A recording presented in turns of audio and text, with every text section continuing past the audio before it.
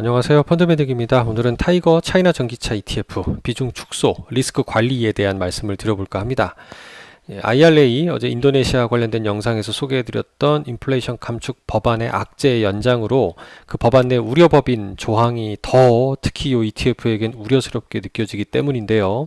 6월 고점 후 흘러내리고 있는 주가가 이 IRA 법안 발표 이후 더 폭락하고 있는 걸로 봤을 때 조금 좀 눈여겨봐야 되지 않을까 생각이 듭니다.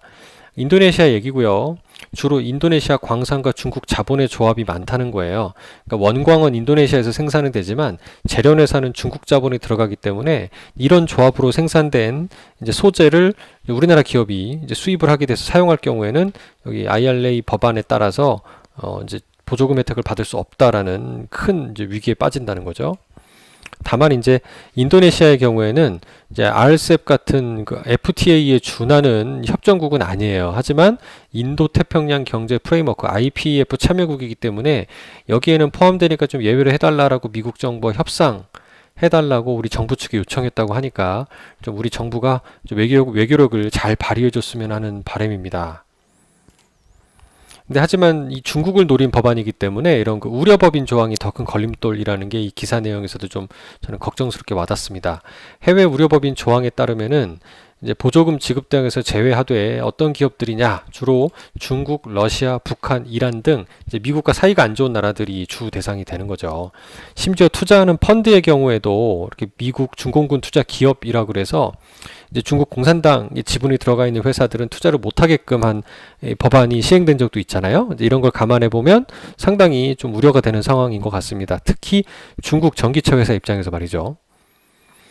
네, 여기도 또 똑같은 얘기가 나오고 있는데 중국 기업 중에서 세계 최대 니켈 생산 회사인 뭐 칭산 그룹이라든가 뭐 장수 공업 등의 기업 등이 무려 한 40조가 넘는 돈을 투자해서 대규모 재련 시설을 구축했는데 미국 입장에서는 이제 이들 기업들을 통해서 생산한 원광들은 이제 사용하지 못하도록 만드는 게 주 목적이게 되겠죠. 그래서 우리나라 기업들은 요거를 앞서 시간에도 말씀드렸지만 호주라든가 FTA 어떤 그 협정국에서 생산된 광물을 활용해야 되는 상황에 직면하게 되었습니다. 예를 들어 CATL 같은 중국의 최대 배터리 회사 같은 경우는 이런 기사도 있죠. 60억 달러로 인도네시아 EV 배터리 건설 해서 엄청난 돈을 투자를 했죠. 그래서 이렇게 조 단위의 돈을 투자를 해놨는데 이거를 중국 기업들만 이제 사용하게 되는 상황이 돼버리니까 이제 미국과 유럽 시장을 중국 입장에서는 잃어버리게 되는 위기에 직면을 하게 된 겁니다. 그래서 안탐 같은 인도네시아 상장사의 경우에도 이제 줄을 잘 서야 되는 거죠. 무조건 중국 편을 들었다 하기에는 이들도 생산 그 수출국이 좀 줄어들기 때문에 분명히 양다리를 좀 서지 않을까, 양다리를 좀 걸지 않을까라는 생각도 좀 듭니다. 실제 CATL 주가를 보게 되면은 지난 8월 19일 날 이후로 좀 급격히 하락하는 모습을 볼 수 있고요. 차이나 전기차 솔렉티브의 경우에도 연중 지난 6, 7월 달 연초로 플러스로 전환을 했다가 다시 급격히 하락하는 모습이 나타나고 있습니다. 시장의 투자자들이 살살 발을 빼는 모습인 것 같고요.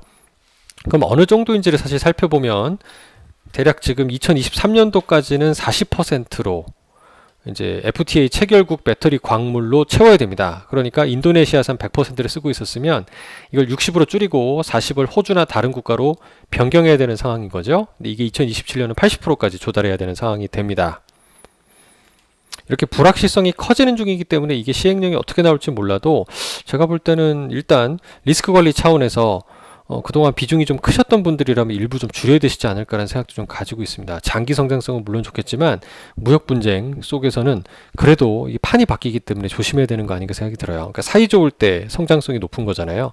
일단 워렌 버핏이 얼마 전에 중국 전기차 업계 특히 비아디의 지분을 일부 매각했다라는 뉴스가 나오기도 했는데요. 이런 것도 공교롭게 IRA 법안 전후로 언급이 되고 있습니다. 그래서 이런 것들로 보건대 일정 부분 리스크 관리가 필요한 시점이 아닌가라는 생각이 좀 드네요. 감사합니다.